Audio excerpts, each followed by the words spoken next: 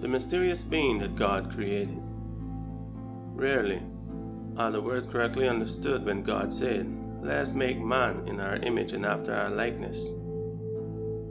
Genesis 1:26. And never are these words understood. And the Lord God said, "Behold, the man has become as one of us, to know good and evil." Genesis 3:22. You can search from Genesis to Revelation and you will never find a being like the woman. All through the Bible, the heavenly beings were males, and it seems it has always been that way. All the angels were depicted as males. All the heavenly creatures were depicted as males. And all the beings that were not angels were depicted as males, referring to Job 1:6. The only exception is Chagma, the spirit of wisdom, Bainizi, the spirit of understanding, Etsa, the spirit of counsel, Gabora, the spirit of might, Gad, the spirit of knowledge, and Gira, the spirit of fear of the Lord. Proverbs 4:5-7. Last but not least, we find Ruach, the spirit of the Lord, Isaiah 11:2. I'm not by any means saying that the spirit of God is a woman. What I am saying is that they are feminine noun, all of them, according to the Hebrew text. Man was created like God, not as God. We are merely a physical representation of spiritual beings, nothing more. In the history of the universe, there was never created, or will there ever be another being like the woman. Why is this so important and different? Adam was created after the image and likeness of God the Father, and the woman was created after God the Son. She is the life giver in the human family. This is what the name Eve literally means. It's the Hebrew word Chava, the life giver, and all human life comes through her, and without her there is no one made that was made after Adam. That sounds surprisingly similar to another text, doesn't it? All things were made by him, and without him was not anything made that was made. John 1:3. As Adam was the first and only in his class, so Eve was the first and only in her class. Both were miraculously created, and both were formed by the hand of God. If she was so important, why was there so little mention of her importance in the Old Testament?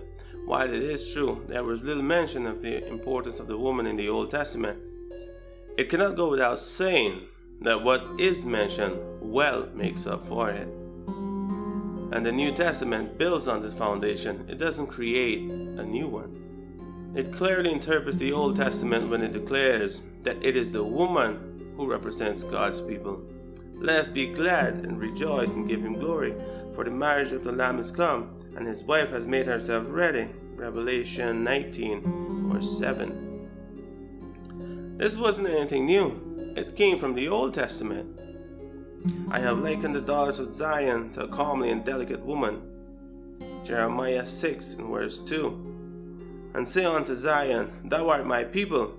Isaiah 51:16. But the most important and definitive text of them all is rarely mentioned. It is the word that God himself spoke with his own mouth.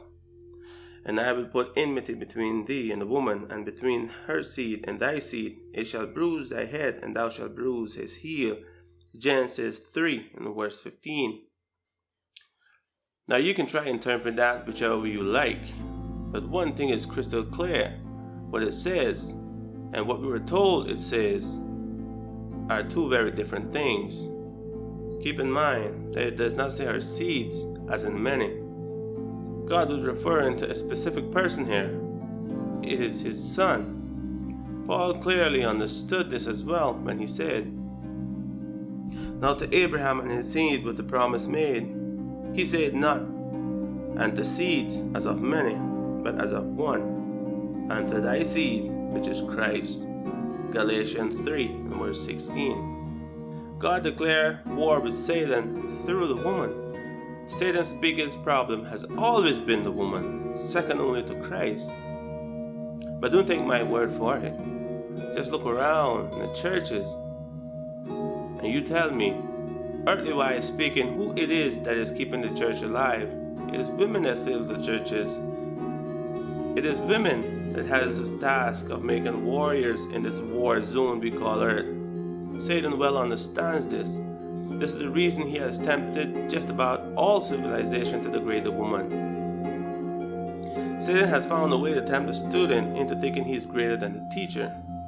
Satan cannot defeat her because he well knows that she will at last win the war through her seed. The woman does not engage in this warfare as the soldiers do. She works behind the scenes like a general. Her work is mainly with strategy on the field, not hand-to-hand combat. This is the reason the prophet Deborah did not want to go to the battlefield. It wasn't her place to be there. But if the men neglect their duty to do as God bid them, women will always rise up to the occasion. Their loss is her loss. Ask your mom to explain just exactly what this means. She produces the soldiers, trains them to love with all her might, to prepare them to love and defend her with all their might. This is the same thing the army does. If you don't think this is true, go ask the soldier why he or she would pay the ultimate sacrifice for land and country. Pay close attention to their response and tell me if it's not actuated by love. It is through childbearing that she will be saved, and it is because she bears children that we all have the possibility to be saved. That's a profound truth, is it not? That passage in the Bible is always taken to mean something it didn't say. The problem is that we have a very short attention span. It seems limited to one text at a time. Let's look at that text, including the one before it. And Adam was not deceived, but the woman being deceived was in the transgression. Notwithstanding, she shall be saved in childbearing, if they continue in faith and charity and holiness with sobriety. 1 Timothy 2:14 verse 15. There is no need to excuse the Word of God or try to rewrite the Bible because we don't agree with what it says. It is clear that it is the woman that was in transgression, and it was the woman who was deceived. No excuses is needed. All we have to do is accept what it says. Then it tells us that the woman will be saved in childbearing. This is where most lose their sanity and refuses to go further. It is taken as though the woman's one and only duty is to have children. If that is what God says the woman's carnal duty is, tell me, what does God say the carnal duty of the man is?